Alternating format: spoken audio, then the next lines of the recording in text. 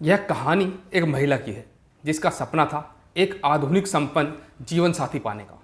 लेकिन उसकी किस्मत ने उसे एक सीधा साधा और अनपढ़ पति दिया जिससे वह बिल्कुल भी खुश नहीं थी। महिला को अपने पति में वो बातें नहीं दिखी जो उसने हमेशा चाही थी, रुतबा, पैसा और एक शानदार जिंदगी। धीरे धीरे उसकी नज़र अपने जेठ पर पड़ी जो उसके पति के बिल्कुल विपरीत था। वह जेठ के व्यक्तित्व और आकर्षण से प्रभावित होकर उसके साथ अवैध संबंध में पड़ गई। समय के साथ महिला ने अपने पति से छुटकारा पाने का मन बना लिया ताकि वह अपने जेठ के साथ रह सके। उसने और उसके प्रेमी ने मिलकर पति की हत्या की साजिश रची। महिला ने एक दिन अपने पति को खेत में बुलाने का बहाना किया। वहाँ पहले से उसका प्रेमी जो उसका ममेरा जेठ था मौजूद था। उसने महावीर को नशा करने का लालच दिया। जब महावीर नशे की हालत में बेहोश हो गया तो दोनों ने मिलकर उसकी हत्या कर दी। हत्या के बाद पहचान मिटाने के लिए उन्होंने महावीर का सर पत्थर से कुचल दिया ताकि किसी को पता न चल सके कि शव किसका है, और शव को कुएं में फेंक दिया। किसी को उस तक पहुंचने में समय लगे। अपराध को अंजाम देने के बाद दोनों उत्तर प्रदेश के अयोध्या भाग गए, यह सोचकर कि वे पुलिस से बच जाएंगे। लेकिन पुलिस ने तेजी से जांच शुरू की। भिंड जिले के आलमपुर थाने में दर्ज गुमशुदगी की रिपोर्ट से मृतक की पहचान महावीर शरण कौरव के रूप में हो गई।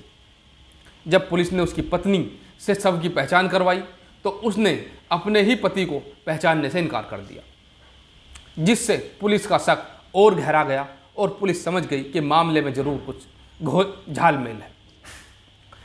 मोबाइल फ़ोन की जांच में भी पाया गया कि जो महिला थी उसका फ़ोन पूरी तरह से फॉर्मेट किया गया था।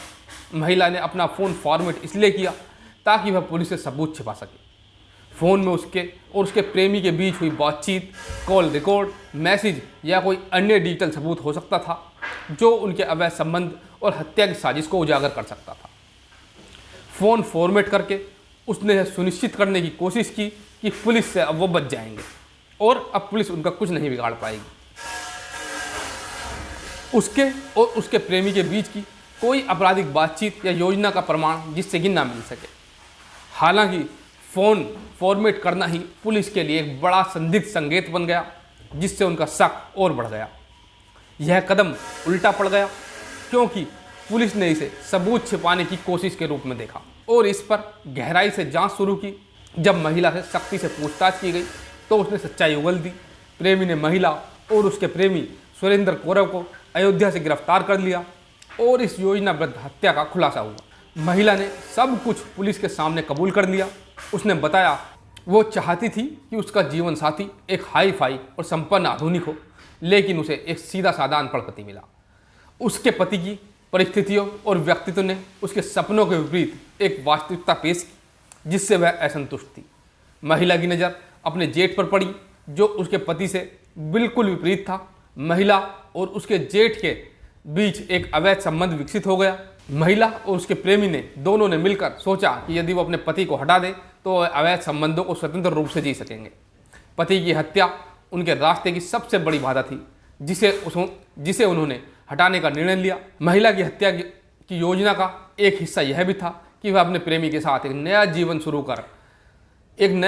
करना चाहती थी। वह चाहती थी कि उसके पति के निधन के बाद वह और उसका प्रेमी बिना किसी रुकावट के एक साथ रह सकेंगे।